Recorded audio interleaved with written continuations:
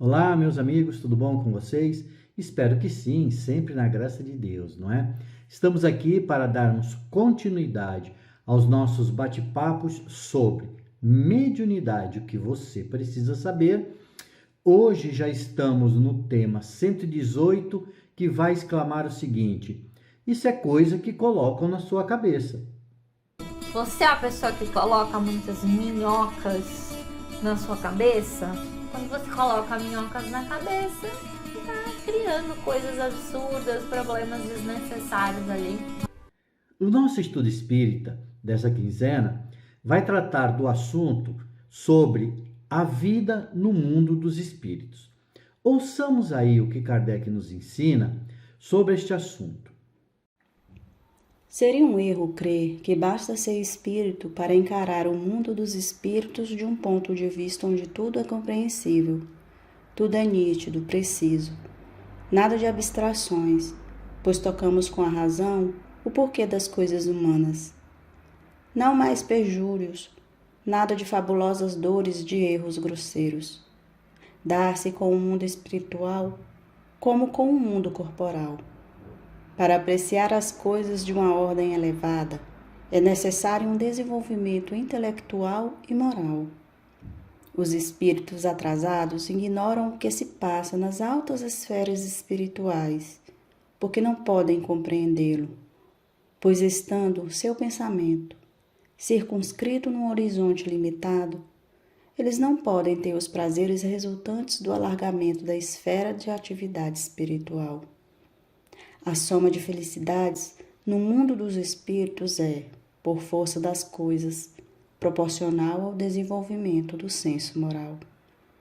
Allan Kardec, em Revista Espírita de 1867, maio.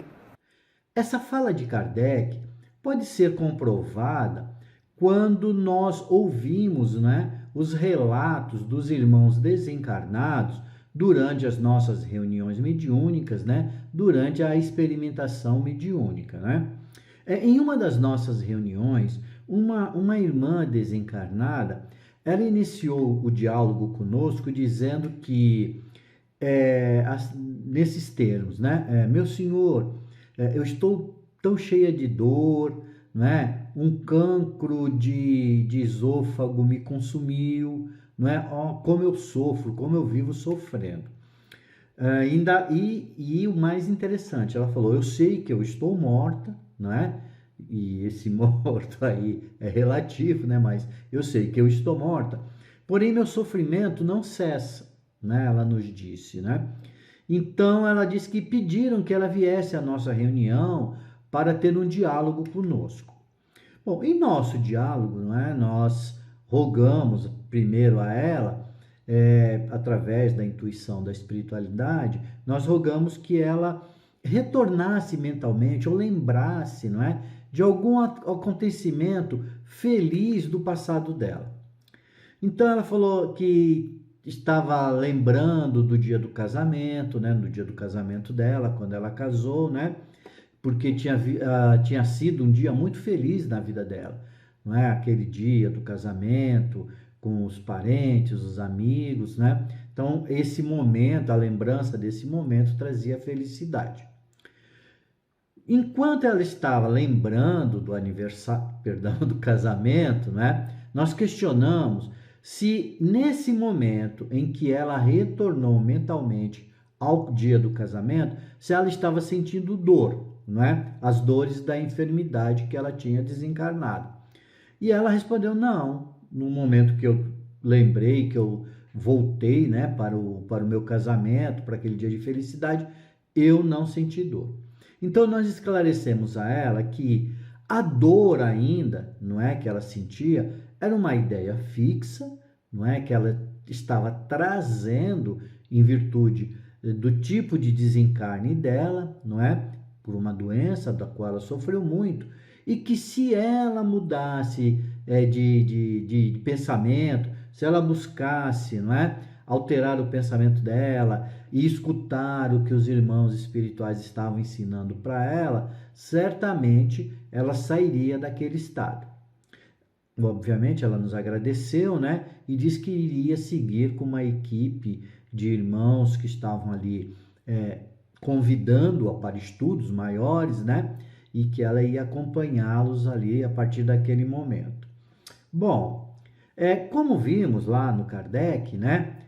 O mundo dos espíritos, naquela fala, ele é dependente da nossa condição moral, não é? Então, o que nós vamos vivenciar no mundo dos espíritos depende da nossa condição intelectual, é claro, para a gente compreender as coisas que estão acontecendo, e da nossa evolução moral, para que nós possamos, através dessa compreensão, não é, termos a benesse aí de trabalharmos, não é, a nossa vida, os nossos sofrimentos, não é, os nossos pensamentos.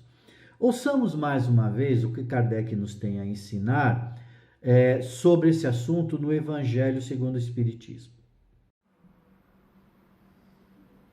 Independentemente da diversidade dos mundos, essas palavras, há muitas moradas na casa do Pai, podem também ser interpretadas pelo estado feliz ou infeliz dos espíritos na erraticidade, conforme for ele mais ou menos puro e liberto das atrações materiais, o meio em que estiver, o aspecto das coisas, as sensações que experimentar, as percepções que possuir, tudo isso varia ao infinito. Essas também são, portanto, diferentes moradas, embora não localizadas e nem circunscritas. Allan Kardec, em O Evangelho segundo o Espiritismo, capítulo 3. Vocês viram que fica bem claro, não é? Que ele nos orienta a que nós busquemos nos melhorarmos, né, durante a vida encarnada, enquanto agora nós temos a oportunidade como encarnados, né? E de que modo? São vários modos, mas um deles, né, é o quê? É nós sermos úteis, não é, ao nosso próximo. Assim, meus amigos, como nós vimos na fala do Kardec, né, de Kardec, nós temos o quê?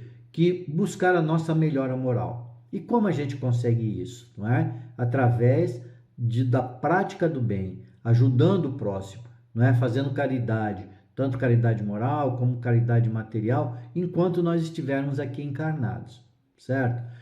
E com isso também nós temos que estudar o Espiritismo, não é? Estudar Kardec, para que nós não permitamos que determinadas minhocas, né, do desconhecimento possam perpetuar ideias fixas que vão causar sofrimento moral, não é, no mundo dos espíritos, quando nós estivermos desencarnados.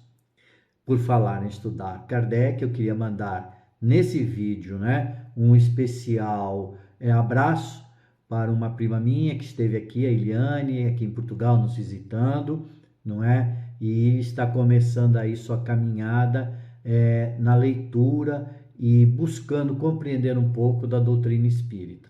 Espero que ela tenha êxito, né? E consiga aí compreender a beleza que é aí o conhecimento que nos traz, não é? A filosofia espírita, a ciência espírita e a moral também, né? Tão escrita e difundida pelos espíritos e codificada por Kardec. Era isso que eu queria falar nessa quinzena para vocês, não é? Então, busquemos aí a nossa mudança, né?